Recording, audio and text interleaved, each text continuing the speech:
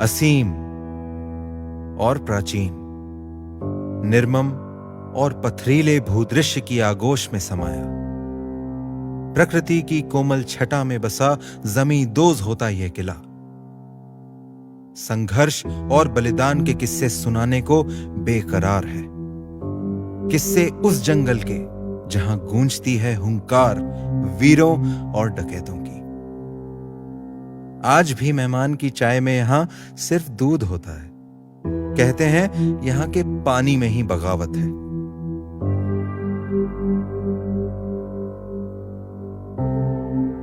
उसी पानी से सींचा हुआ बागी डकैतों को पनाह देने वाला यह जंगल आज जानवरों का स्वर्ग है। और चकमा देकर छुप जाने में तो यहां के जानवर भी माहिर हैं।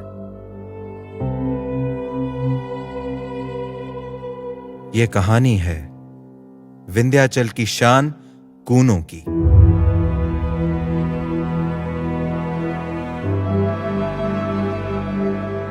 ,750 वर्ग किलोमीटर में फैला कूनो राष्ट्रीय उद्यान, दीवाना बना देने वाले दृश्य, हर मोड़ पर रहस्य और रोमांच, शर्मीले जंगली जानवरों का घर कूनो।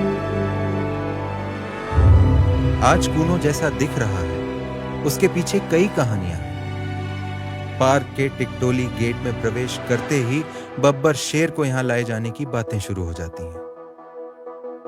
और क्यों ना हो, एक वह समय था जब एशियाटिक लायन तुर्की से लेकर मध्य भारत तक राज करते थे।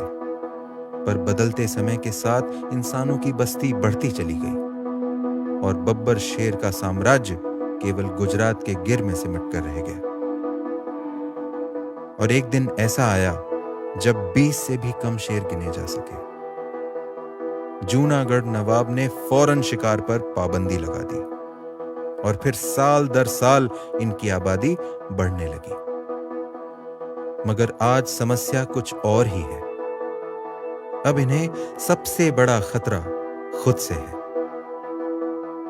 आज जितने भी लायन गिर में हैं, सब उन्हीं 18 से 20 बचे हुए शेरों के वंशज हैं। इससे कई तरह की जेनेटिक बीमारी होने का खतरा है। एक ही जंगल में 500 से ज्यादा लायन, किसी महामारी के फैलने पर इन्हें सुरक्षित रखना लगभग नामुमकिन होगा। भाई बब्बर शेर है, ये नहीं मानते आपके सोशल डिस्टेंसिंग को।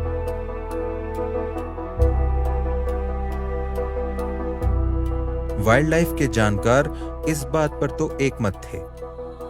गिर के बब्बर शेरों को अब जल्द ही एक नए घर की जरूरत थी। तो 1991 में wild life institute of India ने एक अध्ययन शुरू किया और कई जंगलों के आकलन के बाद मध्य प्रदेश के Kuno Palpur wild life sanctuary को सबसे माकूल पाया गया। यहां का मौसम और माहौल दोनों ही काफी कुछ सासन गिर जैसा था। शेर को नया घर देना था, उसके पुराने घर जैसा होना तो जरूरी था ना। और जनाब, लायन लाने की बात कोई नई थोड़ी है। 1920 के आसपास महाराजा माधवराव सिंधिया प्रथम पूरे लाव लश्कर के साथ अफ्रीका से कुछ लायन यहां ले आए थे।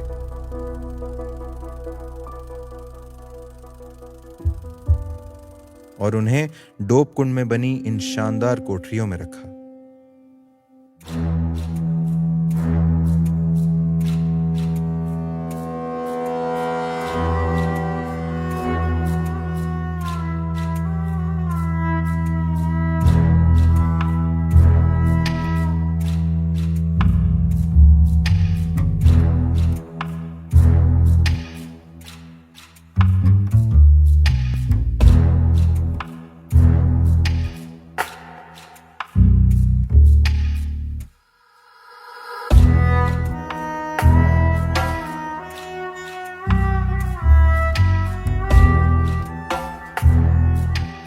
उनका सपना था इन्हें खुले जंगल में छोड़े ताकि इस भूदृश्य में बब्बर शेर की आबादी को दोबारा स्थापित किया जा सके। हालांकि ऐसा हो नहीं पाया, पर मानना पड़ेगा महाराजा सिंधिया की सोच समय से बहुत आगे थी। डोप कुंड के पास रहने वालों की माने तो आज भी रात में इस खाई में बब्बर शेर की दहाड़ गूंजती सुनी जा सकती है। दिमाग तो इस कहानी को नहीं मानता, पर दिल है कि मानता नहीं। फिर जब वन विभाग ने इस पर विधिवत रूप से काम शुरू किया तो उद्देश्य था शेरों को आजादी और सुकून में रहने लायक एक घर देना, और इसके लिए जरूरी था कूनो अभयारण्य में बसे सभी 24 गांवों में रहने वाले 1500 से ज्यादा परिवारों को यहां से विस्थापित करना। गांव वालों की भलाई और सुरक्षा भी इसी में थी। क्या है ना, मिस्टर एंड मिसेस सिंह को शांत माहौल में रहना पसंद है। यहां रहने वाले सहरिया और बाकी समुदाय के लोगों ने सिंहों के लिए विस्थापन के कठिन रास्ते को खुशी खुशी अपना लिया। वैसे भी बाहरी दुनिया से कटकर जंगल में रहना आसान नहीं था। नदी के आसपास की जमीन उपजाऊ तो थी, पर दूसरी तरफ यह चट्टानें डकैतों को भी पनाह देती थी।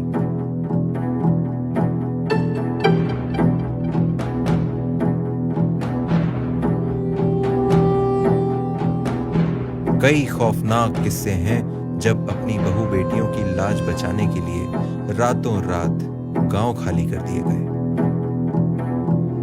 कूनो पालपुर से पलायन कर लेना सभी के लिए फायदे का सौदा साबित हुआ। विस्थापन का इतना बड़ा प्रोजेक्ट पालपुर राजा श्री जगमोहन सिंह के समर्थन के बिना संभव नहीं था। आखिर गांव वालों को उन पर अटूट भरोसा था। राजा, प्रजा और शासन के मिले जुले प्रयासों से सभी 24 गांवों को 1998 से 2003 के बीच कूनो से बाहर अगरा ग्राम में विस्थापित कर दिया गया। धीरे धीरे इन छोटे छोटे गांवों और टोलों से आए लोगों ने अगरा को केंद्र बनाकर आसपास की जगहों में अपना घर दोबारा बसा लिया। सहरिया समुदाय के लोग वैसे काफी सादगी से रहना पसंद करते हैं और एक ही बड़े गांव को केंद्र बनाकर यहां सिंचाई और बिजली की व्यवस्था करने में वन विभाग भी ज्यादा कुशलता से काम कर पाया। रीलोकेशन के बाद सरकार की मदद से आदिवासियों ने कूनो संघर्ष समिति का गठन किया, जो कि आज भी लोगों और सरकार के बीच सेतु का काम करती है। आज पलटकर जंगल की तरफ देखें तो गांव के कुछ निशान बाकी हैं,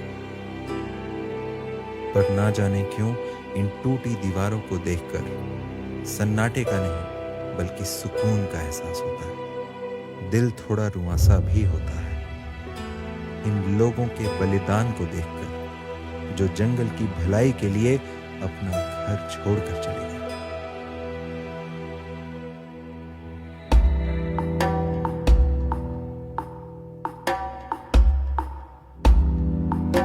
और भी बहुत कुछ है जो पीछे छूट गया और इतिहास का हिस्सा बन गया। जैसे 500 वर्षों का इतिहास खुद में समाये पालपुर गढ़ी। कूनो नदी के किनारे बना यह किला कभी चंद्रवंशी राजा बल बहादुर सिंह की राजधानी था। उन्होंने यहां लगभग 1666 में अपना साम्राज्य स्थापित किया। कई लड़ाइयां देखी हैं इन दीवारों ने। सूर्यास्त के समय किले का नजारा तो देखते ही बनता है।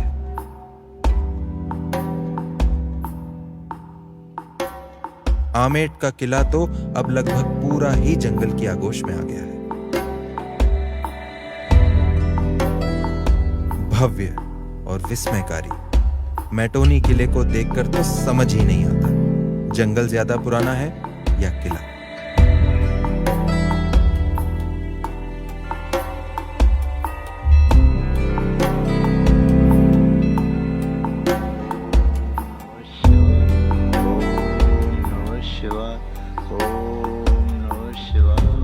इस क्षेत्र की लोक कथा और संस्कृति को आज भी धोरेट बाबा सिद्ध स्थली और बाबा रन सिंह के दरबार ने जीवित रखा है। ये आंखें अपने नए शासक का इंतजार करते करते अब बहुत बूढ़ी हो गई हैं। सालों पहले जब बागी डकैतों का इन गांवों पर अचानक हमला करके लूट लेना आम बात थी, तब यहाँ के निवासियों ने दूर दूर तक नजर रखने के लिए ऐसे मोर्चे बनाए थे।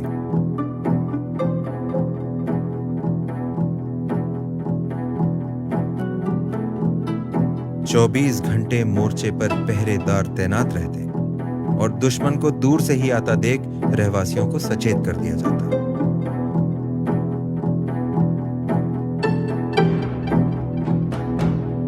जंगल में पहरेदारी के लिए वॉच टावर बनाने की तरकीब शायद यहीं से आई।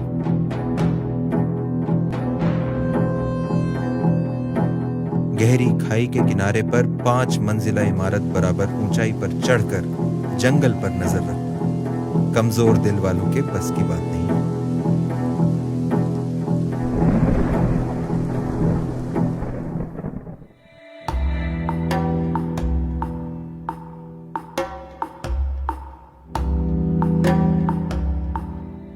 जंगली जानवरों को सुरक्षा देना तो एक बात है, पर उन्हें यह अपना घर लगे, इसके लिए खाने और पीने की व्यवस्था उतनी ही जरूरी है।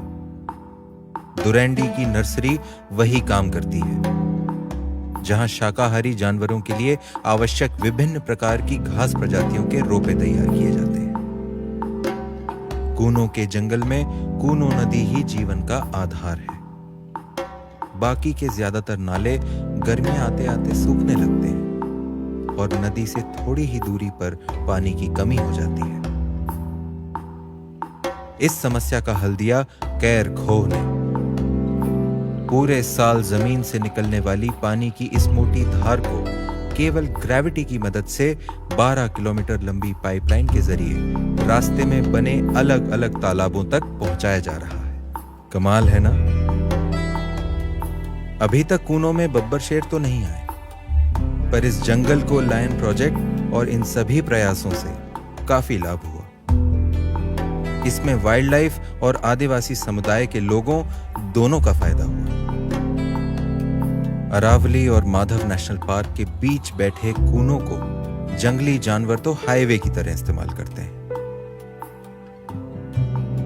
राजस्थान के रणथंभौर और मुकुंदरा हिल्स टाइगर रिजर्व के बाशिंदे भी खुद ही यहां आते जाते रहते हैं। करधई और खैर के इस जंगल में आते ही हर तरफ जंगली जानवर दिखते हैं। यहाँ के घास मैदान अफ्रीकन सवाना की याद दिलाते हैं और इनमें से कई घास मैदान तो कान्हा और बांधवगढ़ के मैदानों से भी बड़े हैं। करधई के बारे में माना जाता है कि बारिश आने से पहले हवा की नमी से ही यह पेड़ हरा होने लगता है। हार न मानना तो कोई इनसे सीखे।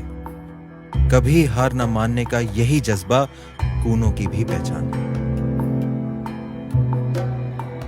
और अचानक ही यहां एक सागौन का जंगल सामने आ जाता है, जैसे मानो पूर्वी मध्य प्रदेश से उठाकर किसी ने इसे यहां सजावट के लिए रख दिया हो। आगे झुंड में चीतल, पीछे विंध्याचल। अद्भुत नजारा है और चिड़िया में उत्सुकता रखने वालों के लिए तो यह जन्नत से कम नहीं।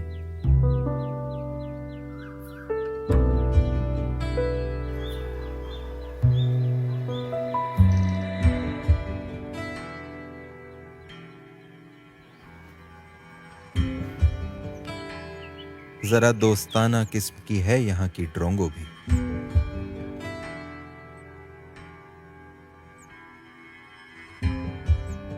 जैसे ही जंगल को थोड़ी सुरक्षा मिली, शाकाहारी जानवरों का घनत्व प्रति स्क्वायर किलोमीटर 2.5 से बढ़कर आज 65 हो चुका है। विश्वास नहीं होता कभी कभी मानव का कुछ ना करना भी जंगल के लिए क्या कुछ कर जाता है। शुरुआती दौर में 350 वर्ग किलोमीटर में फैला कूनों का जंगल एक पत्ते के आकार का था और कूनो नदी इसकी रीढ़ की हड्डी, जो इसे जीवन दान भी देती थी। तब इसका दर्जा अभयारण्य का था, किंतु 2018 में इसका क्षेत्रफल 400 वर्ग किलोमीटर बढ़ाकर राष्ट्रीय उद्यान का दर्जा दे दिया गया, जो कि एशियाटिक लायंस का घर बनाने के लिए जरूरी था। कूनो राष्ट्रीय उद्यान में टाइगर, लेपर्ड, बब्बर शेर एवं चीता चारों बड़ी बिल्ली की प्रजातियां साथ रह सकती हैं, और ऐसा ऐतिहासिक तौर पर इस क्षेत्र में पहले रहा भी है। वह दौर अब गुजर गया जब पालपुर किले से यहां का शासन चला करता था। इसे अब जंगल ने पूरी तरह अपने कब्जे में ले लिया है, या यूं कहें कि जंगल ने इस किले को अपनाया और फिर जानवरों को तोहफे में दे दिया।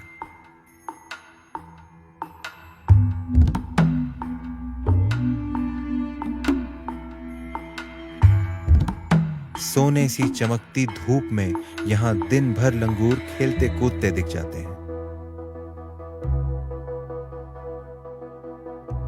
पर धूप और छांव का बड़ा गहरा रिश्ता है, और जैसे ही सूरज ढलता है यहां का राजकुमार सिंहासन की ओर बढ़ता है, पर वह जानता है कि वह केवल इस सल्तनत का रखवाला है। कूनो की प्रजा को अब भी इंतजार है अपने असली शासक का।